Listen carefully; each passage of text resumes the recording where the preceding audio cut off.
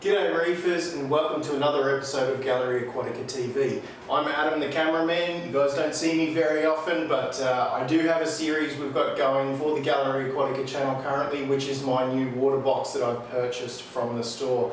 Now, today is the big day. We're going to plumb it all in, we're going to fill it. I want to show you a few of the toys and bits and pieces I've got to go in it just to get things starting and rolling. The maturation of the tank, the biological filtration, we've got some power boards from Apex. I'll go through all of that in a sec, but let's have a look a bit closer at everything and get stuck into the plumbing so we can start getting some water into this tank.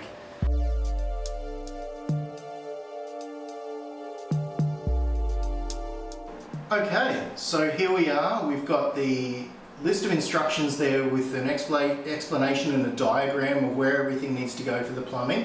And what I've done is I've laid it out exactly how it should be assembled onto the tank, just in front of the sump, so that I don't make any mistakes.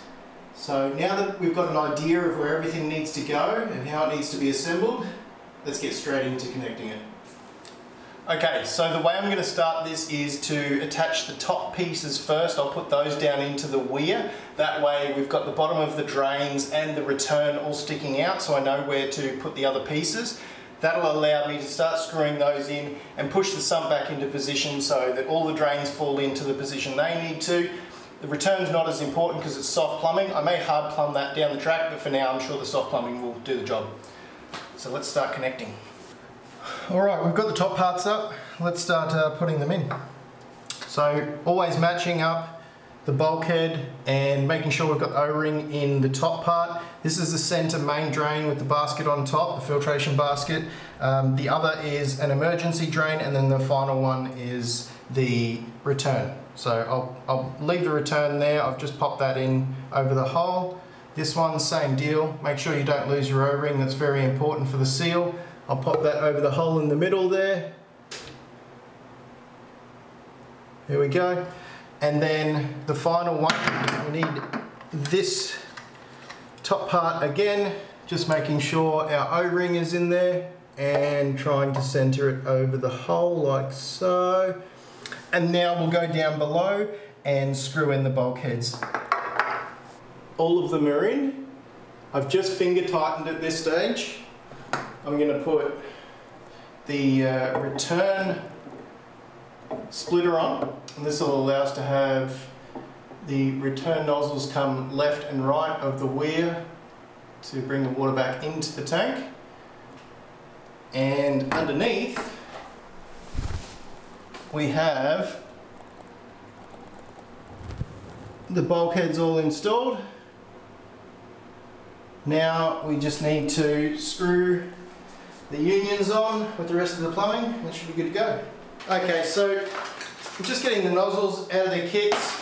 We had two options. We had a flat spray or the randomizer or the flow accelerator style. I did mention earlier that I have some 3D printed ones that I want to try out in the future. The flow accelerator or randomized flow ones are quite similar.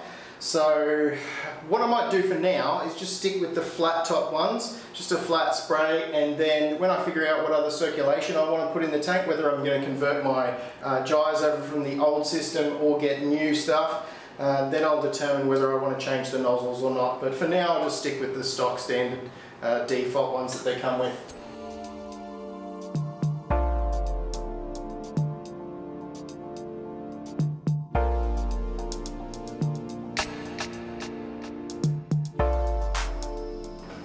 Alright, not too tight, just finger tight, don't want to break anything. They seem pretty solid. The bar's in there nice and solid now.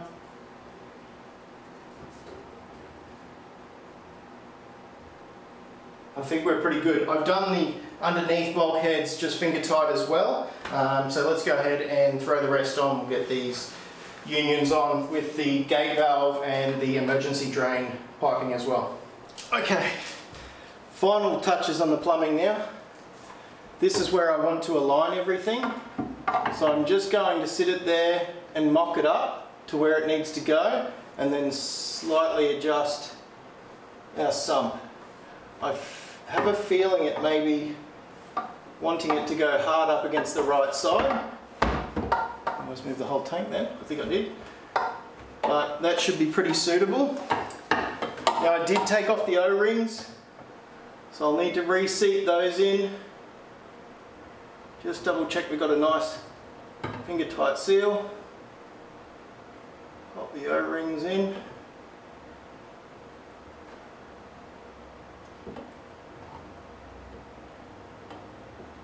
Alrighty. I'll start with the centre one.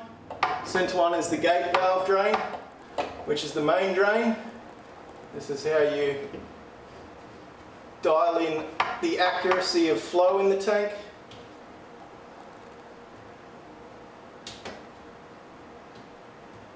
Okay, that bulkhead's on.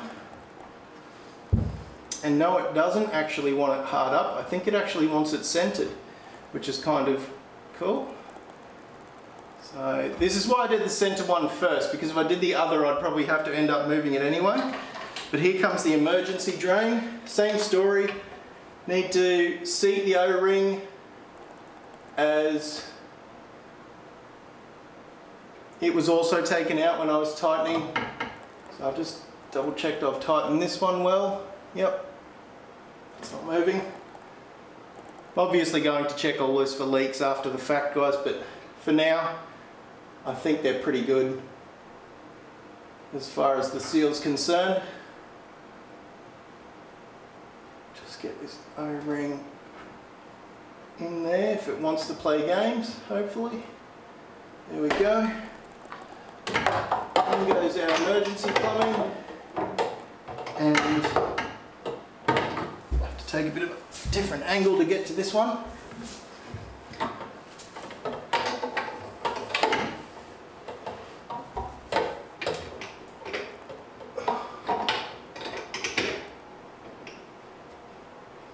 This is definitely a tight fit, this one.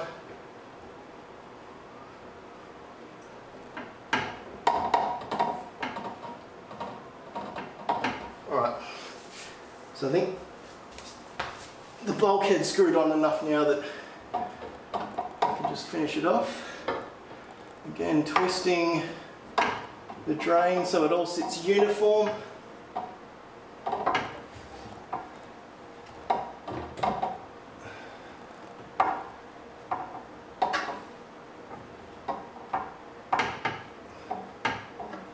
Doing the bulkhead up. Okay, that's pretty good. And last but not least is our return. Now the return, you'll notice, has a little knob out the side here or another exit point, and I can only guess that's for something like a manifold. So I may think about putting a manifold later, but honestly I don't have a lot of room to deal with a bunch of other stuff, so I may just do individual pumps and things for anything else I put in here. For example, the algae reactor that I'm going to put in the future. So let's just pop this on for now, and I'll put the soft plumbing on the other end of it.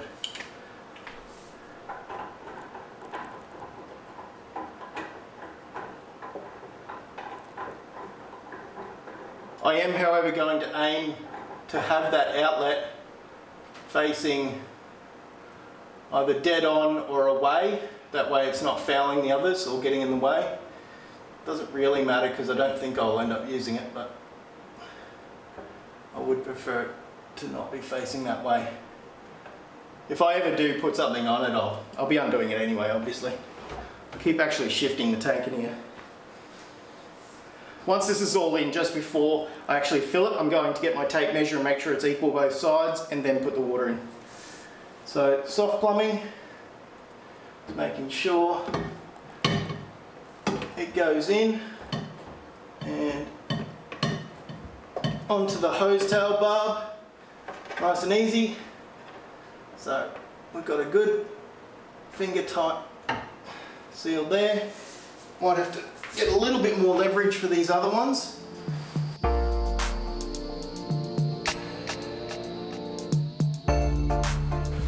Alright, I think we're pretty good. So I'll just push the sump back a little bit because I'd like the drains to float within their area, which that's doing now. So the sump is hard up against the backboards. We've got the return in a good spot. The two drains are free, so they're not going to vibrate and hit the glass and make noise. I do have those sock holder bays. I haven't got the acrylic holders I was going to put in them just yet, but I'll probably just put the filter socks in for now. It's not going to actually have anything in the tank for a little while, so may not end up being necessary just yet. We'll see how we go. Alrighty, now that that's all done, I want to take you through a few of the things we're going to do just before we fill it, and also the gear that will go on this system just for the interim and into the future.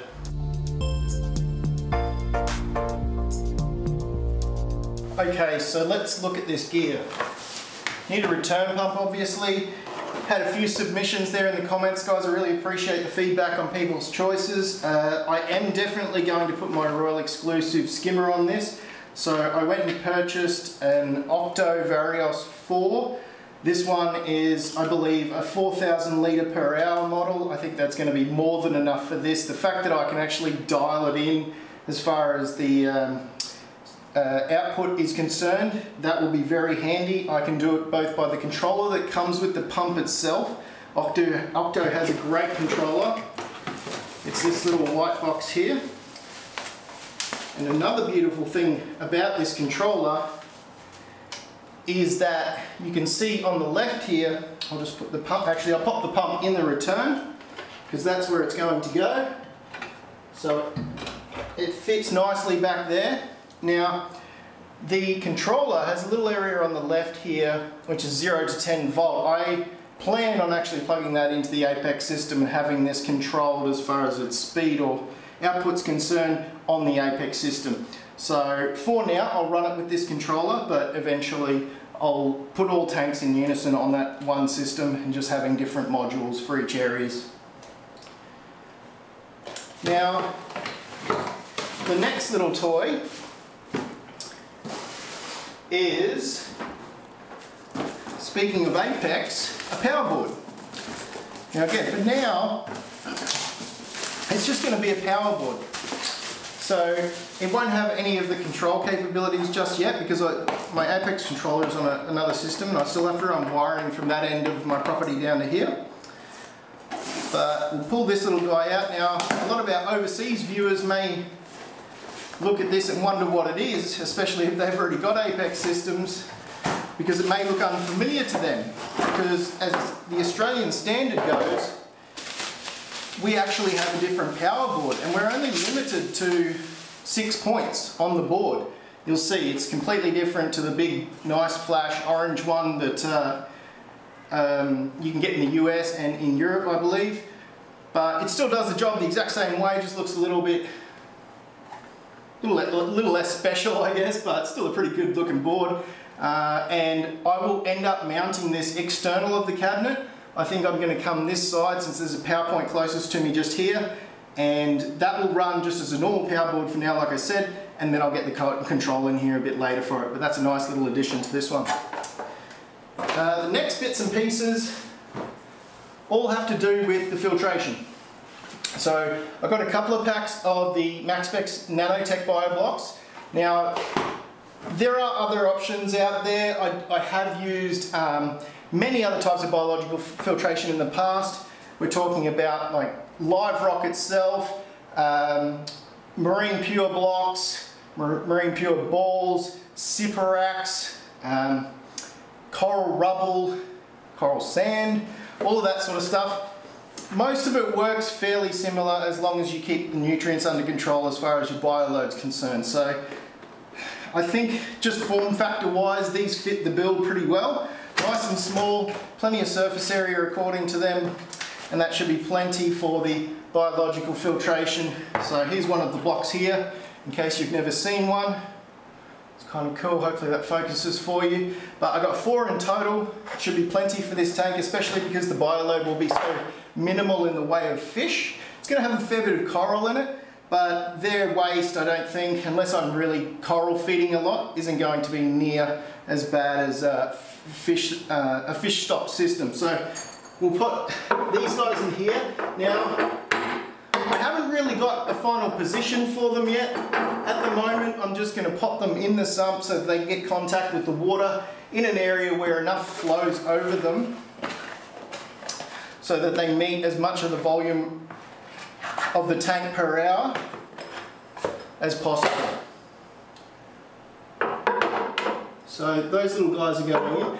Now, I did mention the Royal Exclusive skimmer before. I won't be putting that in just yet because, again, I won't have livestock in here, and I am currently using it on a tank. So that will come later. So it'll be very basic for today, just filling up with a return. You know, the biological filtration in there. I'll hook all the power up to this power board. I do have the Algatronic off to the side. Again, I'm not going to set that up until I've got all the shelving and everything organised, just because it's not required at this point in time. And that's about it other than the return. So once I hook up that return, I should be getting very, very close to putting some water in. Once we put this water in, I've also got another little treat that I'll show you guys that many of you may already have used in your tanks to start them, but I'll just show you the process I'm going to use to actually cycle this tank. So I'm just putting on the output barb on my new return pump. The soft plumbing will go over this easier. There are many other options within the box to hard plumb things, but I'm not going to go that route just yet. So we'll just get this on and get the soft plumbing on.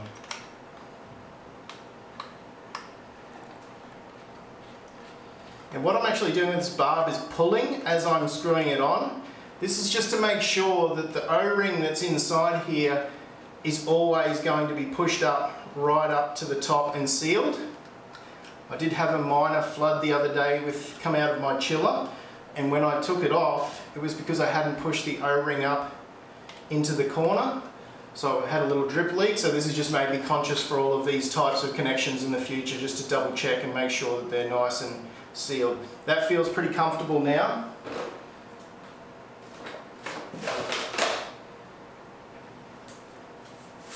Now we have a couple of basket attachments on the end, just as mechanical filtration. I don't think I'll run those just yet. Again, we'll just see how it goes. I don't need to put on any of these accessories, but I do want to note something pretty special that does come with this unit that you can plug into the controller, and here is this float sensor. So this float sensor connects to the output controller of the return pump, and what it does is once the float goes up and detects that it's too high, it will send a signal to the controller and say, turn off the return pump, you're about to flood the floor. So that's a really cool thing. I may add that in the future. I think I've read that this may not be able to be used once it's connected to the apex, so I'll have to toss up which is the better in those two situations. But I do plan on having sensors that come in the apex system, such as the leak detection floor modules that you can put down, and I may even put one or two around or in the cabinet, so that before it even gets to the actual floor and it's coming from the sump, it can detect and let me know of that and give me a heads up so I can go and fix it as soon as possible. Okay, return pump in time. So I'll just grab the soft plumbing, make sure I don't drop the pump. That'll be a disaster. Righto. Pump's on, nice and simple. Just make sure it's not fouling. No, it's actually really nice soft plumbing. I don't know if it's quite silicone, but it does feel better than your average kind of plumbing that gets issued in these kit tanks, if you will.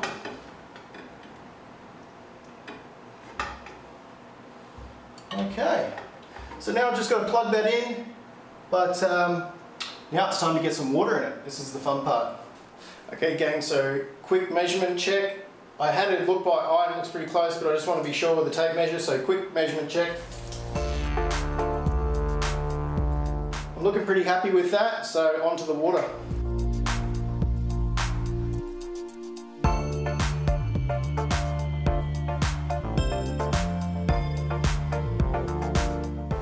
And we're off.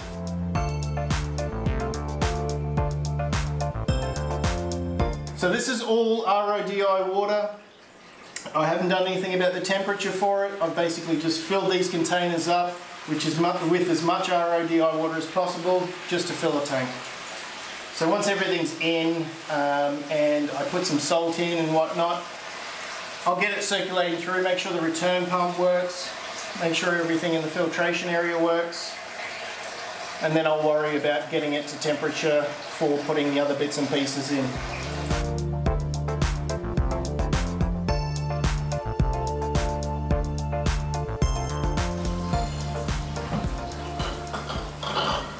Alright, new drum.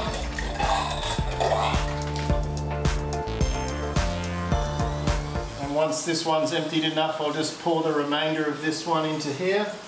That'll give us a total of 120 litres. After that, what I'm going to do is actually just regular siphon from here into this container here. That way I can just keep it going with the single container. That and the access to the top of the big Tilke drum here needs a really small pump to get into, and the only one I have is already attached to my chiller, so I don't want to dismantle that just for that purpose. It'll just be easier to just do a normal siphon, just use gravity.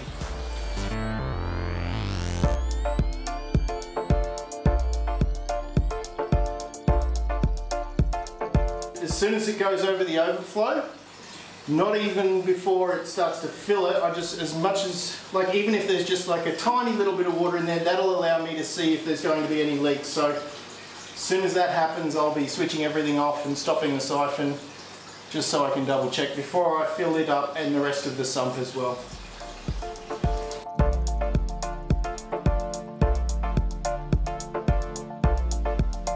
Okay, so here's the underside. As you can see, no major leaks.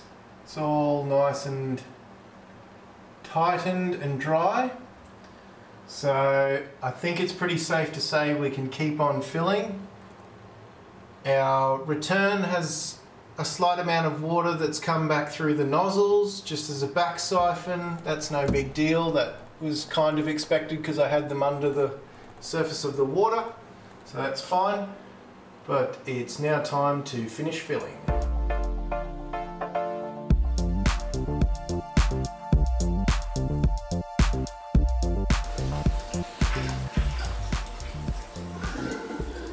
So I can just hear that one of the drains has just started its siphon. The water is now starting to trickle, into the sump. I haven't adjusted the gate valve just yet. There's the emergency drain. So it looks like the gate valve may need to open up a little bit more if the emergency is engaged already. It's overflowing into the first section. See if I can't show you this while it's happening. Try and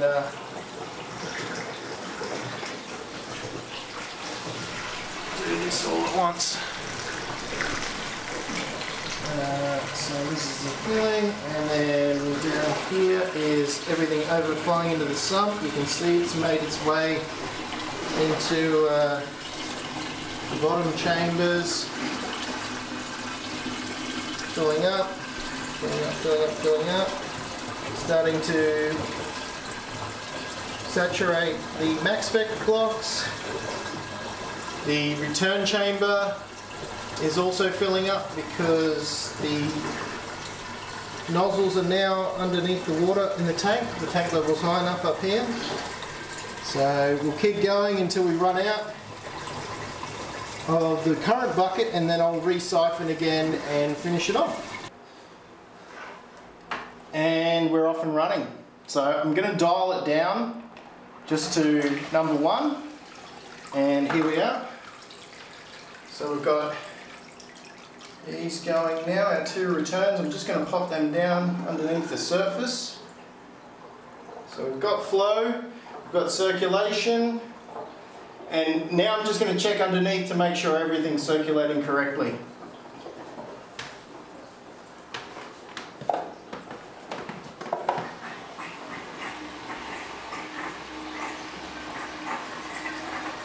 So first thing I noticed is it looks like our return line is actually running dry, but it is very high up here and already going into the emergency drain. So I think I'm just going to adjust that a little bit before I put more water in.